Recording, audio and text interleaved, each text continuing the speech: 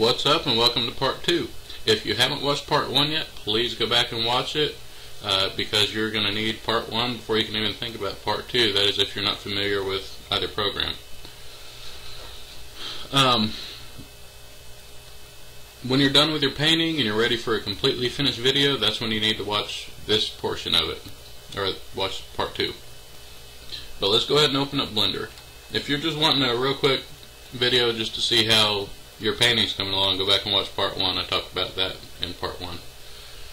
Alright, if you're not familiar with Blender, it's a really good free 3D animation and modeling program. It's capable of anything from basic transitions to amazing CGI to fully animated movies. Actually, on this picture right here, it's one of the short films that the Blender Foundation made called Tears of Steel. You can YouTube that. It's really impressive what Blender can do. Alright, when we go open up Blender, it looks really intimidating, but don't worry about that. All we're going to do is we're going to go up here, we're going to click this little button, and we're going to go down here to Video Editing. This is just the default 3D modeling view. But we're going to click this button, or click Video Editing right here. Once we're in the Video Editor, we've got 3 main windows. We've got this one over here, which we're going to change in a minute. We've got the Preview window, and we have the Timeline. So we're going to click this button right here. It's got 2 squiggly lines and some arrows. Then we're going to go up to Properties. Click that. This is where we're going to tell Blender to make us a nice, good quality video.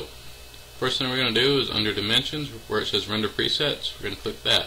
Then we're going to go down to where it says HDTV 1080p or HDTV 720p. Don't get it confused with DVC Pro or HDV or any of that. You want HDTV. Of course, 1080p and 720p is going to be the overall quality. I usually go with 1080p. That's your prerogative. 1080p is going to be a lot bigger file size. It's going to be a little bit longer to render, and it's going to take longer to upload to YouTube or wherever you're wanting to upload your video to. Alright, now frame rate, I talked about that in video 1, so if you are not sure how to figure out your frame rate, please go back and watch video 1, or part 1. I'm going to leave that on 24 frames per second.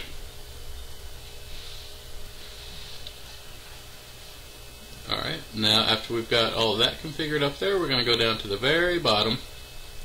Right here where it says PNG, we're going to click this button. Then we're going to go over here to where it says XVID at the bottom right. Click that. Now right here where it says TMP, this is where we're going to tell Blender where to save our video at. So you need to have a folder or a place ready. Sorry about that. Alarm's going off. Alright, once you're ready to, you need to have a folder made to save your videos in. Mine's right here called YouTube Vids, but this is under Recent for me. Since I've been here many times, you'll have to navigate to it. And then right here in this bottom text bar, this is where you name your video. So I'm going to name this one SP Tutorial. First Speed Paint Tutorial. Then I'm going to click Accept. Alright, we're done configuring it up there. Now let's go down here to our timeline. Now look right here where it says Add. We're going to click that, and we're going to go to Image. Now we're going to navigate to one of the folders that Time-lapse has been saving us screenshots in. I'm going to click this one right here. It says Time-lapse 3. But again, you'll probably have to fully navigate to it, since you haven't ever done it before. Once you get to the folder, hit the A key on your keyboard. A is in apple or A is in all. Just hit it once, automatically highlights them all. Then you're going to hit Add Image Strip, top right. Once you've loaded your image strip in, if you haven't clicked anything, right here where this green bar is frame 1. You need to grab your image strip and drag it back to frame 1. If you don't and you render it without doing that, you're just going to have a black screen for however many seconds until it gets to your image strip. So how we do that is we're going to right click on our image strip in the middle somewhere, or just not on those just not on these arrows. You need to click past those somewhere. You're going to right click and drag. Get it back to frame 1 or 0.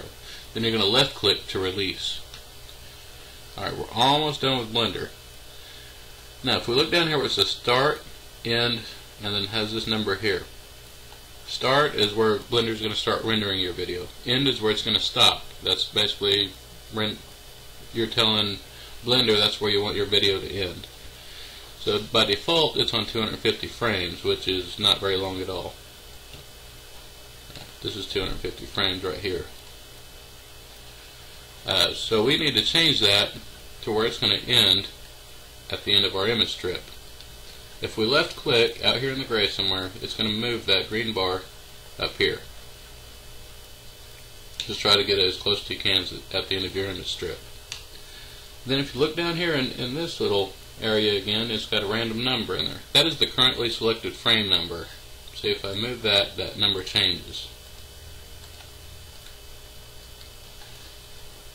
Alright, so now right here under end, we're going to click there and change it to what this number is now. For me it's 1063.